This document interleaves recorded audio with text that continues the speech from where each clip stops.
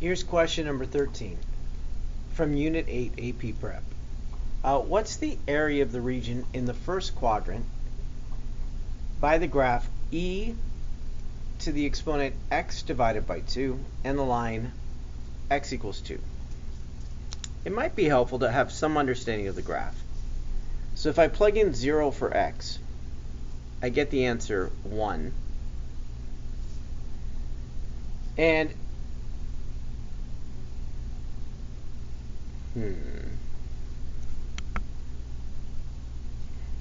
x divided by 2 is an exponential.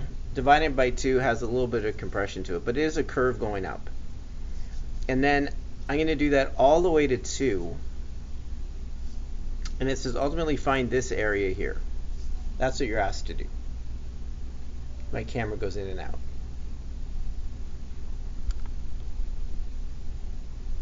There. Perfect. All right, how do I find the area here? So it's top subtract bottom. The bottom is 0, so it's just the top. And where do I integrate from? So I'm integrating from 0 to 2. And I'm going to integrate e to the x divided by 2. I don't need to subtract 0, and that's what I'm integrating.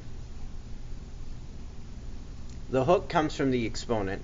So the derivative of x divided by 2 is 1/2. So we need a 2 in front so it stays the same. We can unhook this, and then we have 2, and then just copy down what e is. And we're going from 0 to 2. Evaluate at 2. Evaluate at 0. And I get 2e to the 1, subtract 2. So the correct answer to that is A.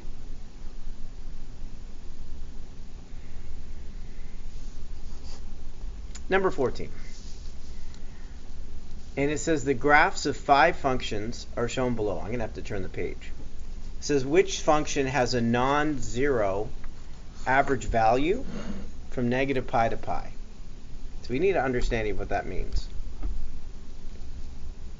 So if it has a non-zero average value function, we find the average value by integrating, which means the area. So if the answer is 0, the area above would equal the area below of my function. That would give you the answer 0 for integration. So we're looking for something that's not that. So it's non-zero. Which graph, if I go from negative pi to pi and look at the area above and area below, they're not the same. Okay.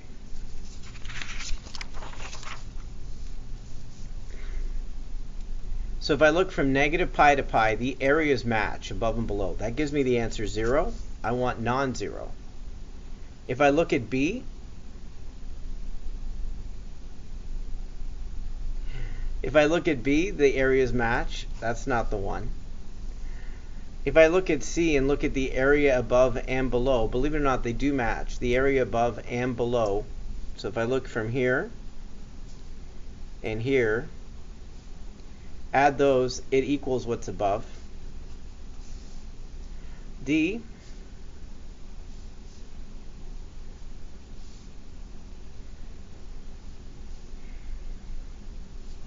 the area above matches the area below.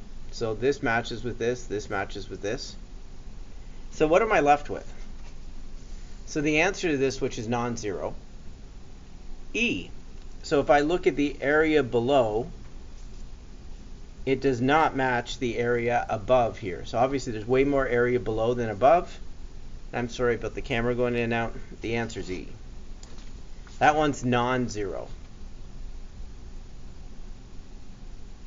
The next one's a calculator question. F at x equals that.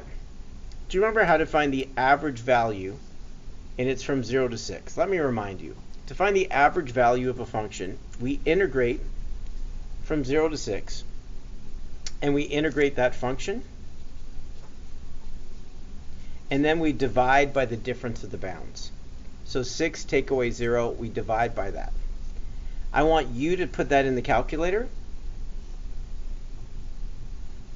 Press pause. This is the answer you should get.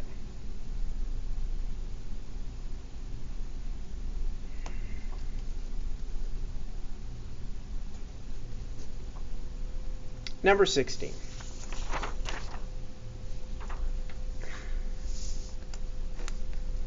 Or number 15, sorry.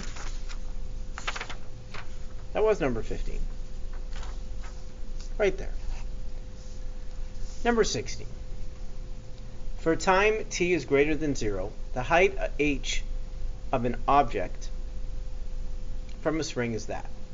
And it says, what's the average height of something? Average height, average value. So we're integrating from 0 to 2. 16 plus 7 times cosine pi over 4t.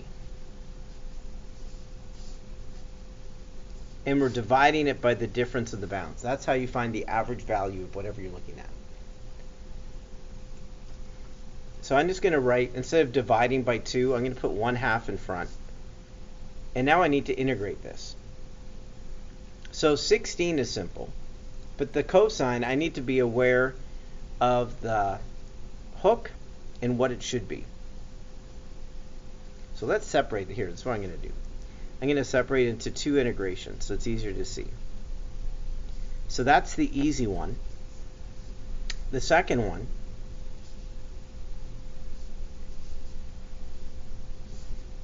the derivative of pi over 4t is pi over 4.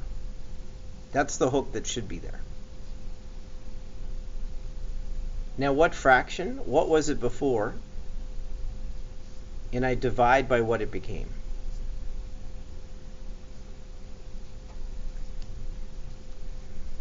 Alright, now we're ready to do some calculus. The antiderivative of 16 is 16t from 0 to 2. I'm going to rewrite this as 28 over pi.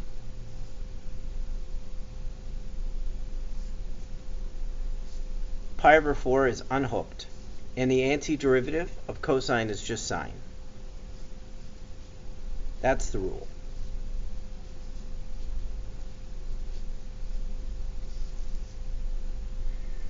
Now I get to do substituting. So plug in 2 for t, that's 32. Subtract, plug in 0 into 0, so I don't need to subtract 0.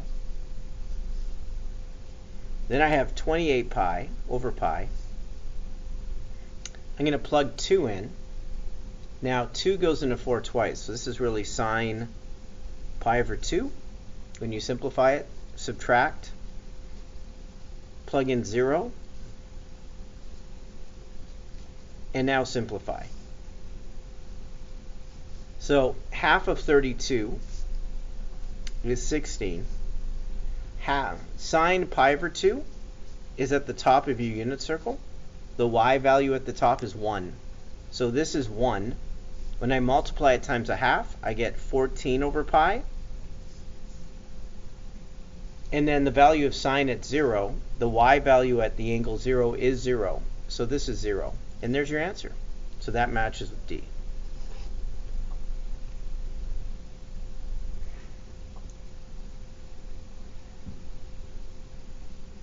Number 17. What's the average value? And you get to use your calculator.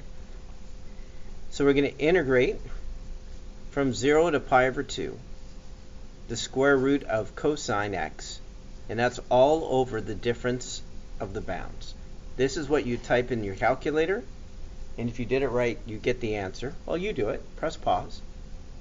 You would get the answer 0.763.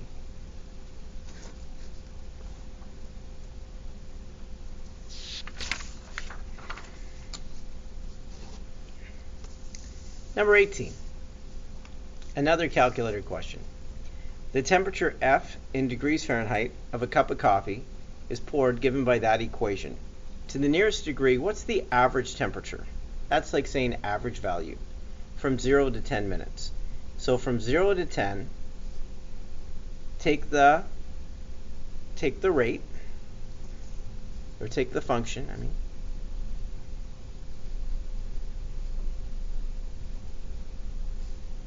and then divide it by the difference of the bounds. So you're just dividing it by 10. So I want you to put that in your calculator. Divide it by 10. Press pause. I'll give you the answer.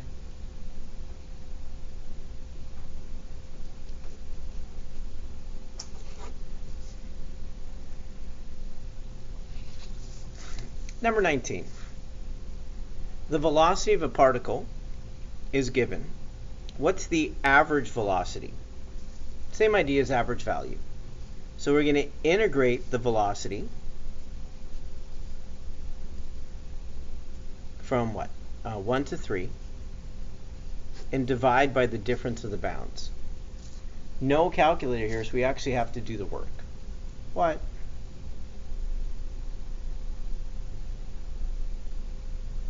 All right, we can do this. So I'm just going to write it as 1/2 in front. To integrate 2, it's just 2t. And for a square, it would be 2, add 1 to the exponent and divide. And then the numbers we're going to evaluate at are 1 to 3. So I'm first going to plug in 3.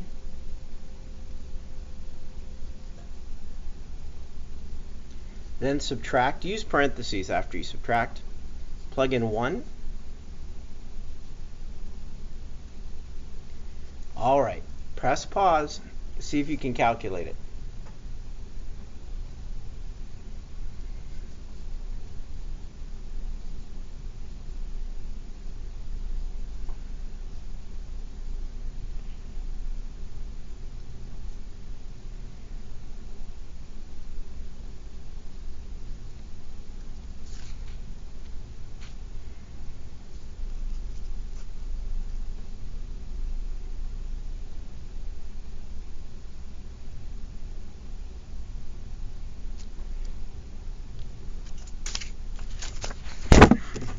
All right, I get what? -5 plus 1/3. Make sure you're careful with the signs. I'm going to write that as an improper fraction. So it isn't, if I get common denominators, that would be like -15 over 3 plus 1/3. So that's -14 over 3, and 2 times 3 is 6. So if I reduce it down, I get -7 over 3.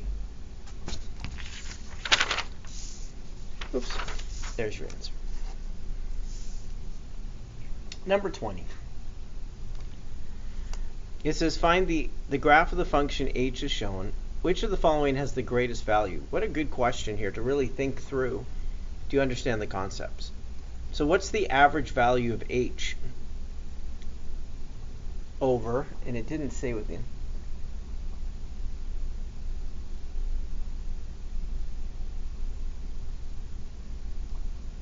It didn't even say the end there. So this is average value of h over, and it didn't even give you, it's not the right answer anyways, but it should give you a restriction. And even online, when I look at it, it doesn't do it. So there's a mistake there. The average value from -3 to +2.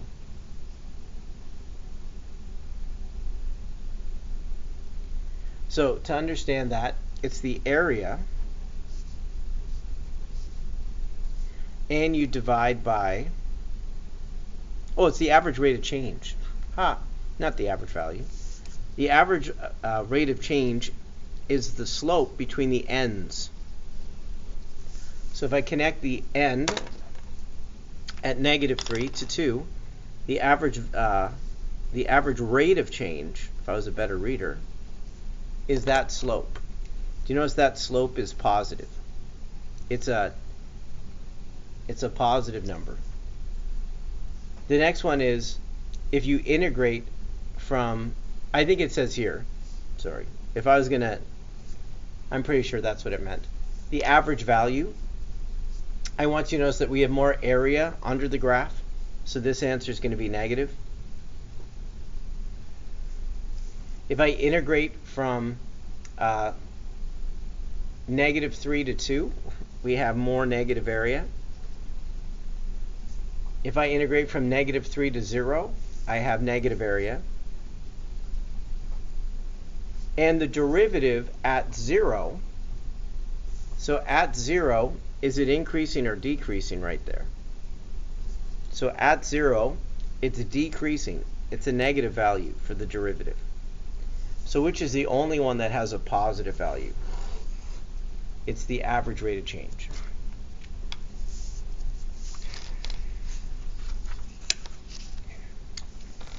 Number 21.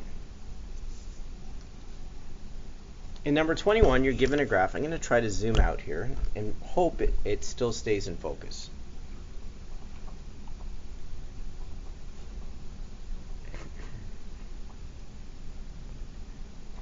Okay, over the interval from 0 to 5, a particle moves along, and that's the velocity.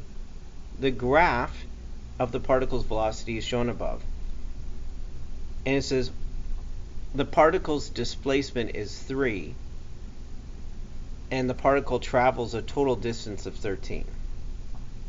Okay, I want you to understand this.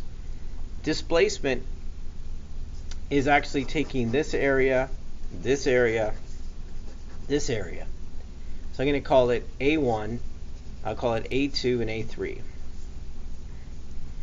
A1 and A3, they're positive. A2 is negative. And if I put them all together, displacement would mean the answer is 3. If I take the area of 1, the area of 2, the area of 3, total distance means all the areas are positive. So if you add them all up, it would be 13.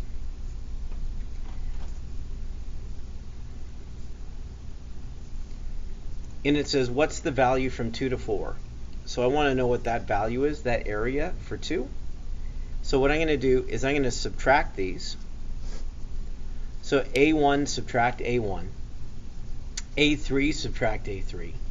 And when I go negative A2 subtract A2, that's negative 2. And then 3 subtract 13 is negative 10. Divide by negative 2, and that value of that area is 5.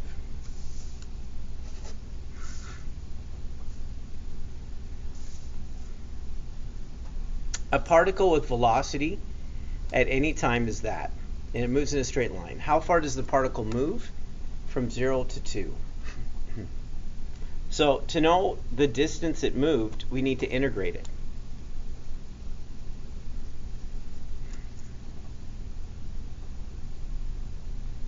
The integration of e to the t is just e to the t. Plug in 2 first. When you plug in 0, it's 1. And there's your answer. The answer is A. Not all of it has to be super long and complicated.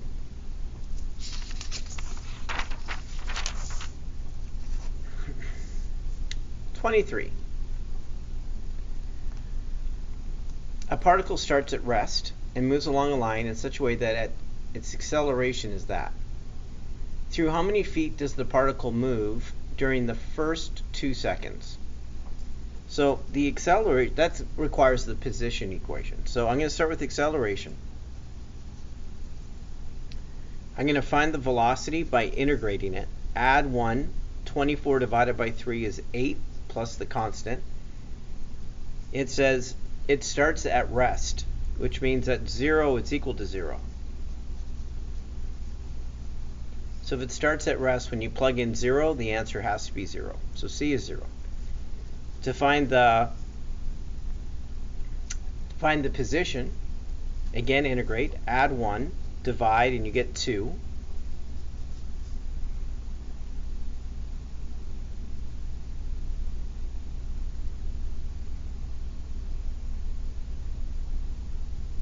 And then it says, through how many feet does it move in the first 2 seconds? So I'm just going to integrate this from 0 to 2. So if I plug in 2, if I plug in 0, and I get the answer 32. I'm not given any information about the C, which I don't like.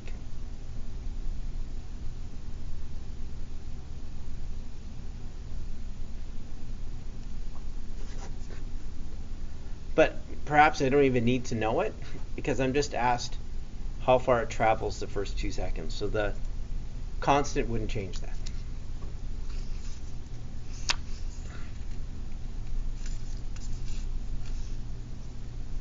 Oops.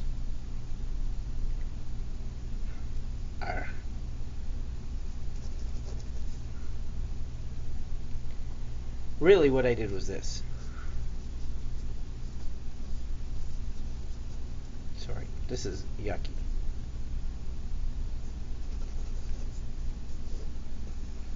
So when you integrate the velocity, and then it goes from 0 to 2. That's what I did. Good math.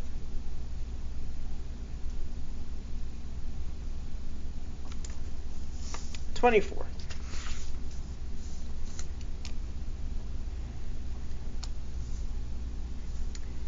The figure above shows a graph.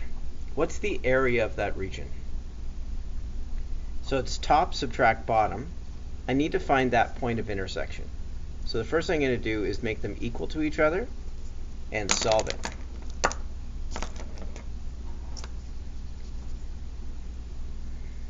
So I'm going to add x squared, subtract 5x.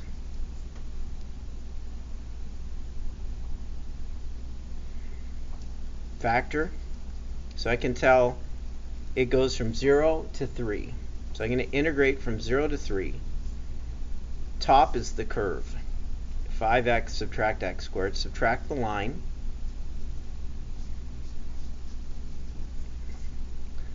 So that's top subtract bottom from 0 to 3. Combine like terms first.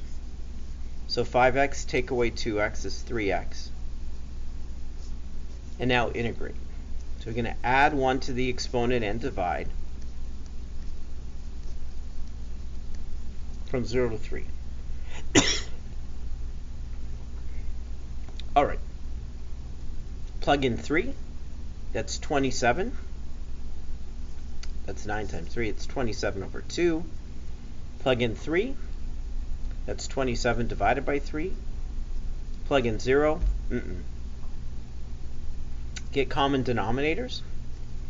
So it's 27, take away 18. That's 9 over 2. Calculator question. What's the area of the region enclosed by those two graphs?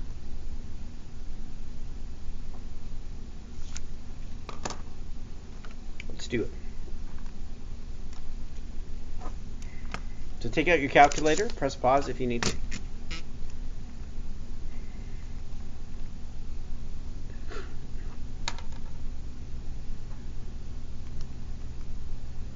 Alright, so let's start again from scratch. Press tab and then type in the first equation. I'm going to go control divide, and it's 1 over 1 plus x squared. Then I'm going to do the second one, tab, and that's x squared subtract 1/3. I'm going to change the window on this a little bit, but I don't even need to change the window. What's the area there?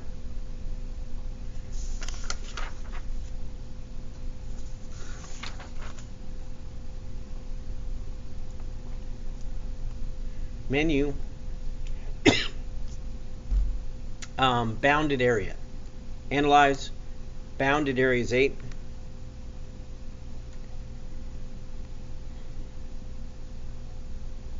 So try to put it right there at the left, press enter. Move along here, press enter. Oops, that's too much. Try it again. The better way to do it is this way.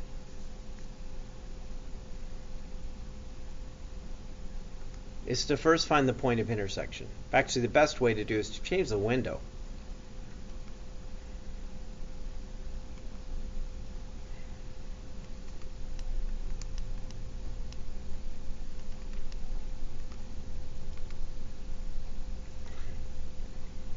Now I'm going to find the bounded area.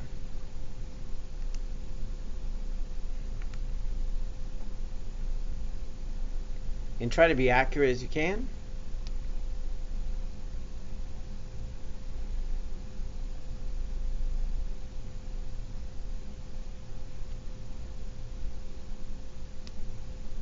And I get about 1.581, right? Do you see that? And that's the answer.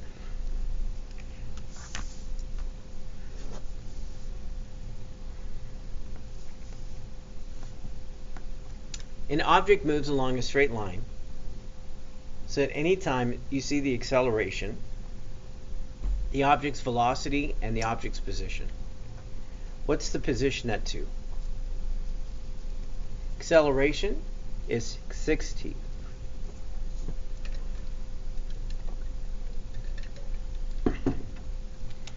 The velocity is the integration of that.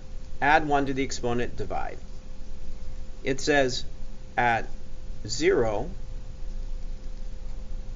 the velocity is 10. So that means c is equal to 10.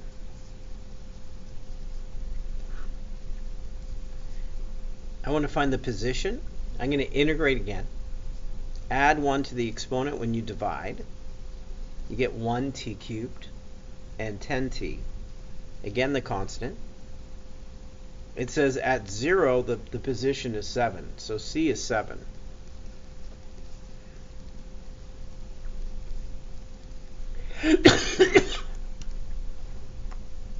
Next, I want to find the position at 2.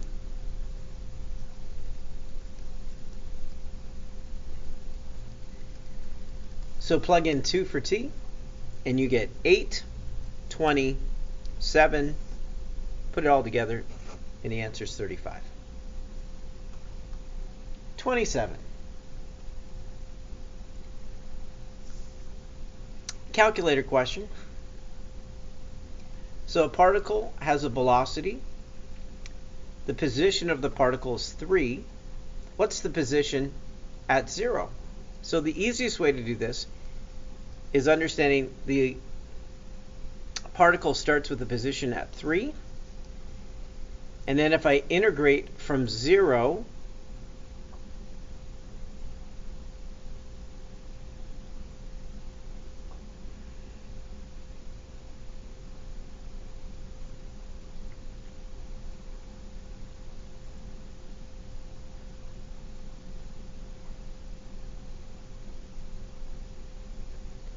So what is the position of the particle when the velocity is first equal to 0? All right, let's start with that.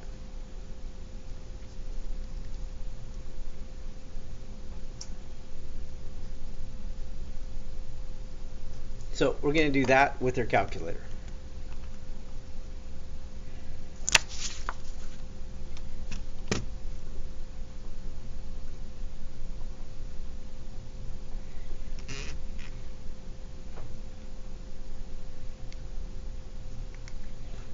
I'm going to erase what I put here.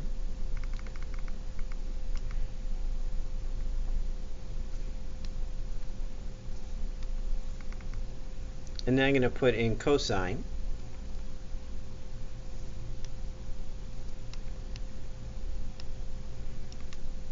Two subtract t squared. Oh, actually, I can't use t, so x squared.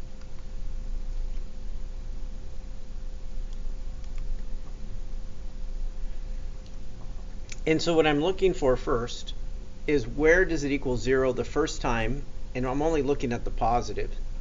And so if I go menu and analyze, the 0 is going to help me. So to the left, to the right, and can you see it's at 0.655? I'm going to write that down.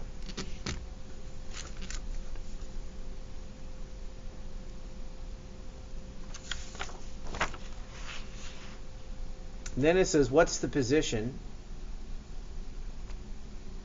of the particle when it's velocity? So I just found the time here. And so to find the position of it, we start at 3, and now we're going to integrate from 0 to 0.655. And we're going to integrate the velocity.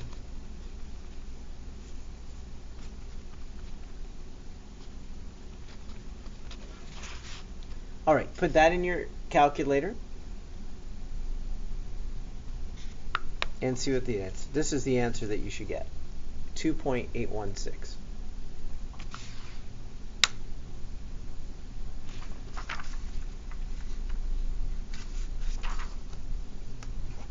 Number 28.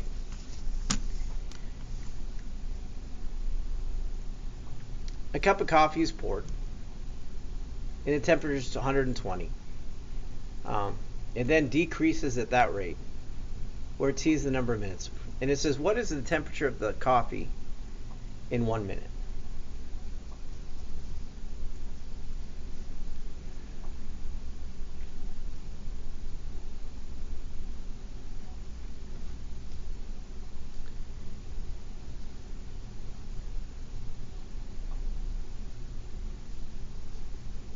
So there's the temperature it began with. At this rate, it's decreasing. So you subtract it, because this would not give you a negative answer unless you're subtracting. So we subtract this rate from 0 to 1. Put that in your calculator, press pause, and see if you get this answer.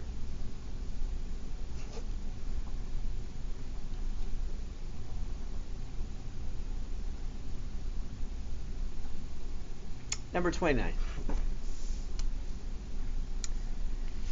Again, a calculator question. Water is leaking, given by that function.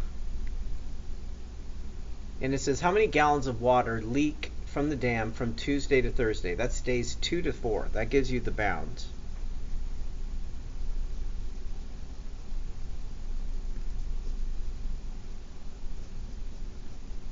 So I want you to type this in the calculator, press pause, and that will tell you how many gallons were leaking from 2 to 4.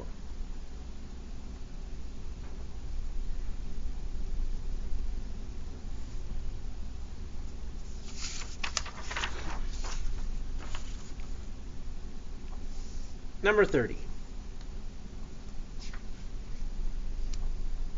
In number 30, the rate at which people arrive at a theater is measured by that graph.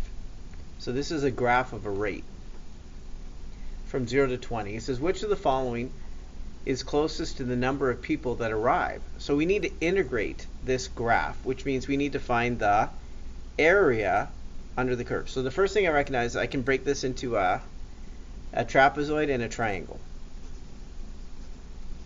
So the trapezoid is 1/2. The distance between the bases is 15. And then add the bases up.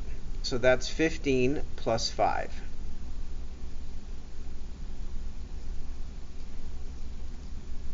So that's 20. Half of 20 is 10. It's 150. The area of this triangle is half the base times the height.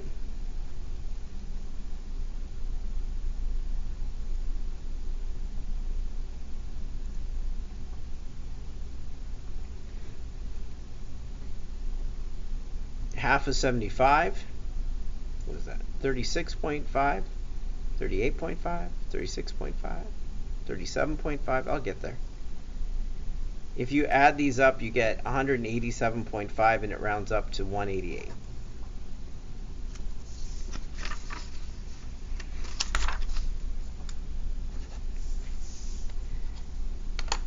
Number 31.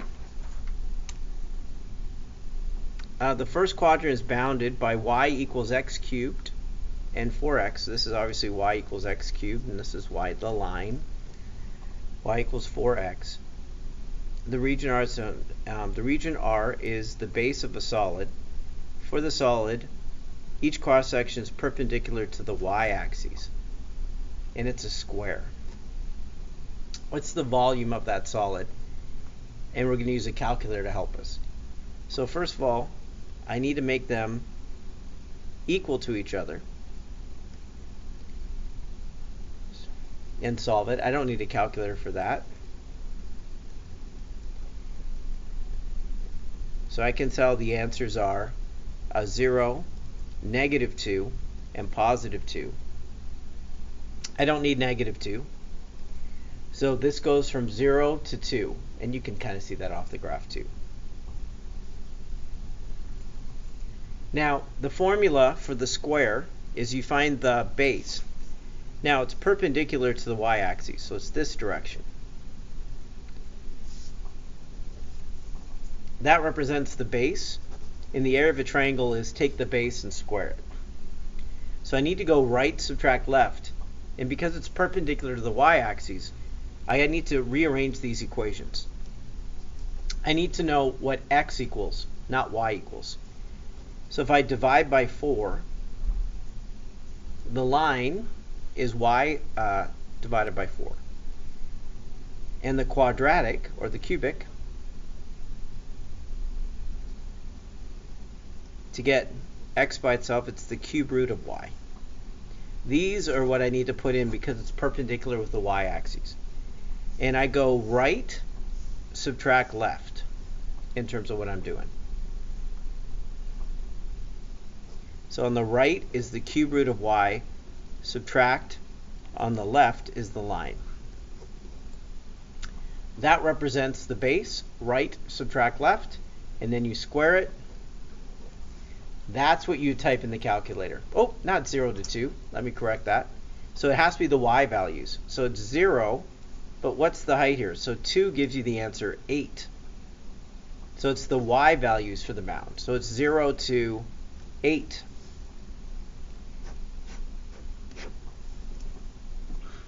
Type that in the calculator.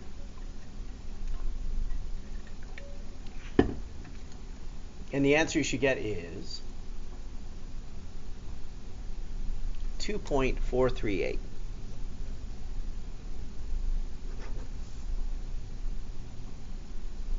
Number 32. Is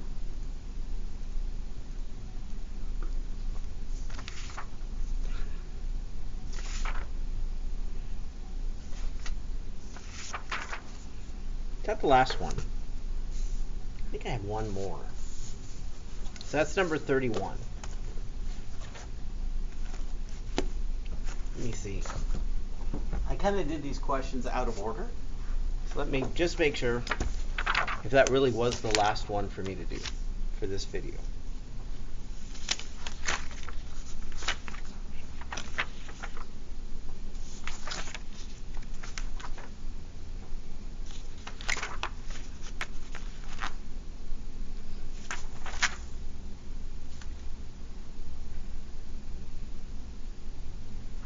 All right, I still have some more questions to do.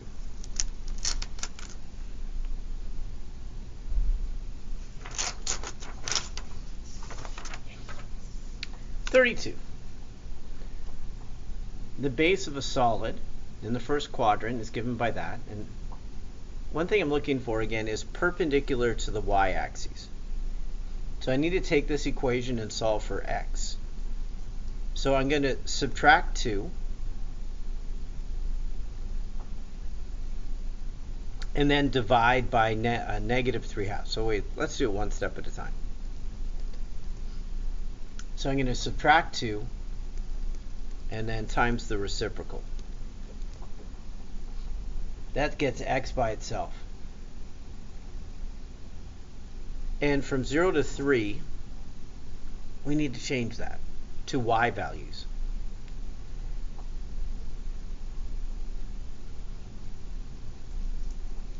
So if I plug in 3 for x, that would give me the y value there. That's what I need. So the 3's divide out, and then 2 take away 2 is 0. And I also need to do that for 0 as well.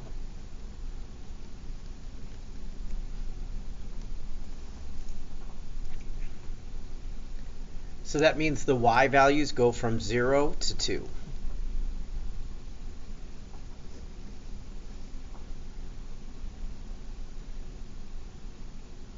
And it's a rectangle. So this represents the base.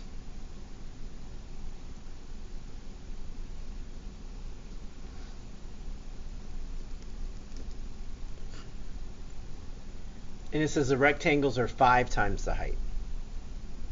So in other words, instead of going base times height, the height is 5 times the base. So that's 5 times b squared. 5 times b squared. Type this into your calculator and you should get the answer.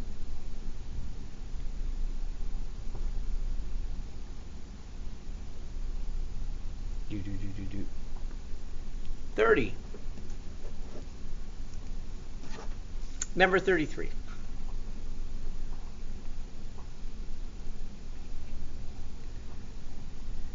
The base of a solid is there. Their cross section to the x. So this is good then.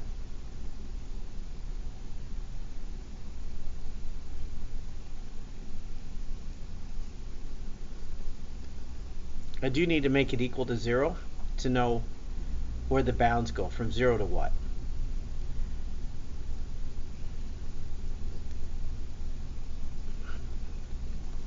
So it goes from 0 to 3. That's what I need to know. If you look at it graphically,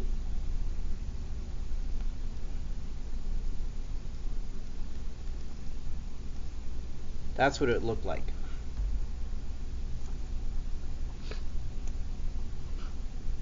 Now, what is the volume of that solid using a square? So that's the formula for a square. We're integrating from 0 to 3.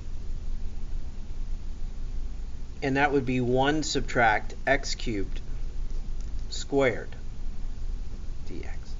All right, so that's the setup that we're going to do.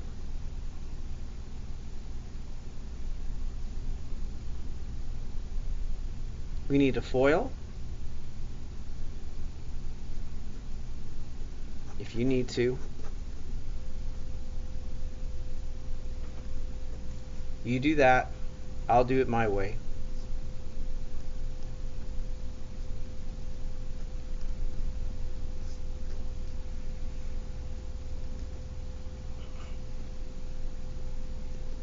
And now integrate each one. So one is x. The next one would be x squared divided by 2. That would actually leave you with x over 3. X squared over 3. And then x cubed divided by that would be x cubed over 27.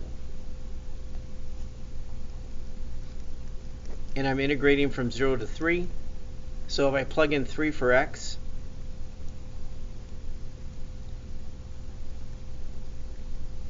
if you plug in 0, the answer is 0.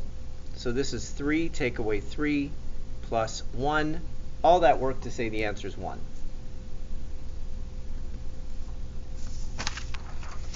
All right, here's our last one, 34, for this video.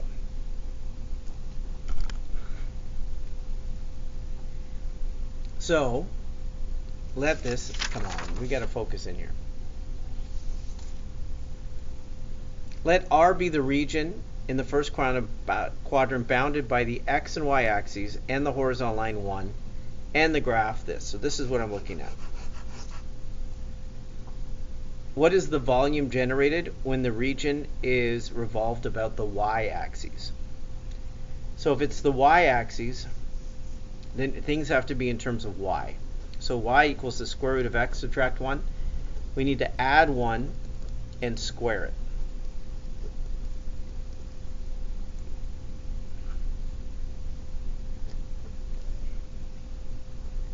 That's step number 1.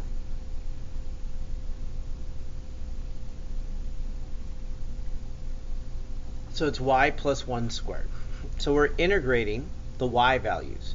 That's 0 to 1. And we have y plus 1 squared. And we're revolving it around the y-axis. That creates a circle. So this is pi. The radius is right here. There's no gap, so it's solid disk. And we're revolving it around here. So the radius is right here. Right subtract left, so it's just this curve, which is y plus 1 squared. But we need to square it. That's what we got.